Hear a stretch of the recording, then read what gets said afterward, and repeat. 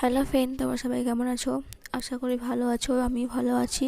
তো এই দেখো, আজকে আমি রান্না করবো খাসির মাংস রান্না। তো তোমরা কীভাবে খাসির মাংস রান্না করবে তো দেখে নাও। তো প্রথমে আলুটাকে ভেজে নেব। তো গোটা গোটা আলু মানে অর্ধেক করেছি, তো ওকে এটা ভেজে নেব। তো দেখো, ভাজা ফ্রাই হয়ে গেছে, লাল লাল করে ভাজা। তোমরা এভাবে লাল করে ভাজবে, কারণ আলুগুলো লাল না ভাজলে না ভালো লাগে না। তো দেখো, লাল লাল ভাজা হয়ে গেছে, আমি তুলে নিচ্ছি আলুগুলো। অল্প মতো তেল দিয়ে দিয়েছি, আর একটু বেশি। তো এবার লঙ্কা আর পেঁয়াজগুলো মানে ভেজে নেব। তো লঙ্কা পেঁয়াজ একসাথে দিয়ে দিল। তো এবার একটু নাড়াচাড়া করবো যেন পেঁয়াজটা লাল লাল মানে ভাজা হয়। তো এরপরে দেখো, তেজপাতা দিয়ে দিয়েছি। পেঁয়াজটা প্রায় অর্ধেকটাই ভাজা হয়ে গেছে। এরপরে মশলা দিয়ে দেবে। তো মশলাতে কী কী লাগবে: আদা, জিরে, লঙ্কা আর রসুন বেটে নেবে। আর পেঁয়াজ তো মানে ভেজে দিচ্ছ, আর পারলে তোমরা লঙ্কাটা মানে একটু চিড়ে দেবে, মানে কেটে দেবে। ওরা তো বেটে দিচ্ছ, তো একটু কেটে দেবে লম্বা লম্বা চিড় চিড়। তো দিয়ে দেখো, লম্বা লম্বা চিড় করে দিয়ে দিচ্ছি লঙ্কা। তো এবার ভালোভাবে মশলাটাকে কষে নিতে হবে, তা না কষলে মশলাটা মাংসটা ভালো লাগবে না। তো দেখো, অর্ধেকটায় মশলাটা কষা হয়ে গেছে। এরপরে মাংসটা মানে নুন হলুদ মাখিয়ে নেব। তো দেখো, খাসির মাংস। তো দেখো, স্বাদ মতো লবণ দিয়ে দেবো। এরপরে হলুদ দিয়ে দেবো, আর অল্প মতো তেল দেবো। তো দেখো, মশলাটা প্রায় কষা হয়ে গেছে, বুঝতে পারছো লেগে গেছে, মানে কষা হয়ে গেছে। তো এরপর তেল দিয়ে দিলাম।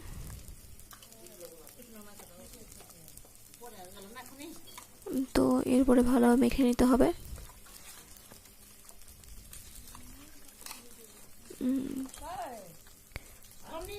ভালোভাবে মিক্স করে নিলাম। এরপরে দিয়ে দেবো, মশলাটা কষাই হয়ে গেছে, মশলা দিয়ে দেবো।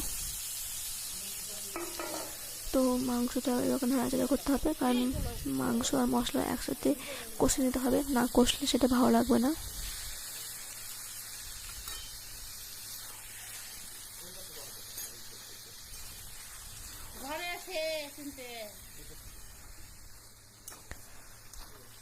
তোমরা দেখো যে কতবার মানে ভালোভাবে নাড়তে হচ্ছে, না নাড়লে মানে মাংস রান্না ভালো লাগবে না, খুবই টেস্ট লাগবে না।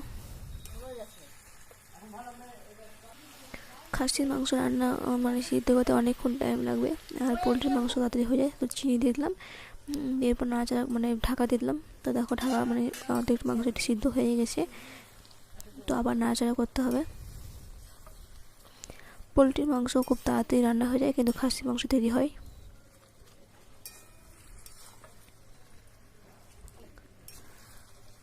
অর্ধেকটাই মনে হচ্ছে যে কষা হয়ে গেছে।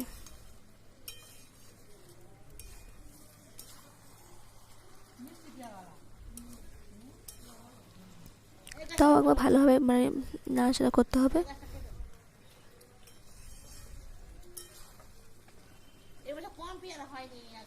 তো দেখো, মাংসটা আবার ঢাকা দিলাম। তো দেখো, প্রায় সিদ্ধ হয়ে গেছে মনে হচ্ছে, বাকার মানে কষা হয়ে গেছে।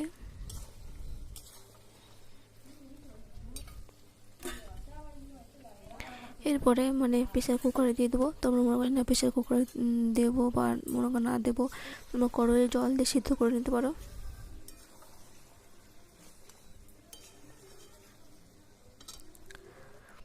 তো এরপরে প্রেসার কুকারে মানে ঢেলে নেবো, মানে প্রেসার কুকারে মানে সিটি মেরে সিদ্ধ করে নেব। তো আমার ভিডিও যদি ভালো লাগে তো সাবস্ক্রাইব, লাইক আর কমেন্ট করে জানাবে যে কীরকম হয়েছে। আর তোমরাও বাড়িতে তৈরি করে খাবে এভাবে, যারা একেবারে জানো না যে মানে কীভাবে খাসি মাংস রান্না করবো ভাবছো, তো তোমরা এভাবে মানে রান্না করবে। তো দেখো, কড়াই জল গরমটা করে নেব। এরপর জলটা দিয়ে দেবো প্রেসার কুকারে, কারণ প্রেসার কুকারে সিদ্ধ হবে মাংসটা। তো উনুনে সিটি মেরবো, কারণ উনুনে দেশে অনেকটা আগুন রয়েছে, মানে আঁচ রয়েছে। তো ওতেই সিটি মানে মাংসটা সিদ্ধ হয়ে যাবে। তো এরপর দেখো আলুটা দিয়ে দিলাম, ভাজা আলুটা, আর ধনেপাতা কুচি দিয়ে দেবে।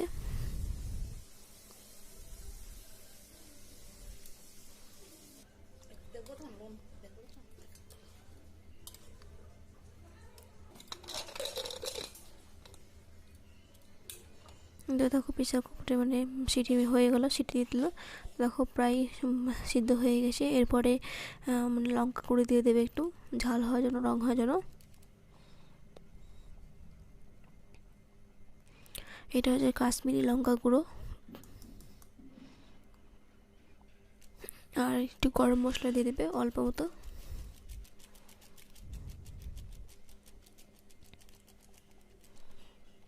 দিয়ে ভালোভাবে নাড়াচাড়া করে নেবে। তো দেখো মাংস রান্না রেডি, মাংস রান্না হয়ে গেছে। একটা বাটিতে মানে আজরে নিয়েছে, ঢেলে নিয়েছে। তো দেখো মাংস রান্না রেডি আমাদের।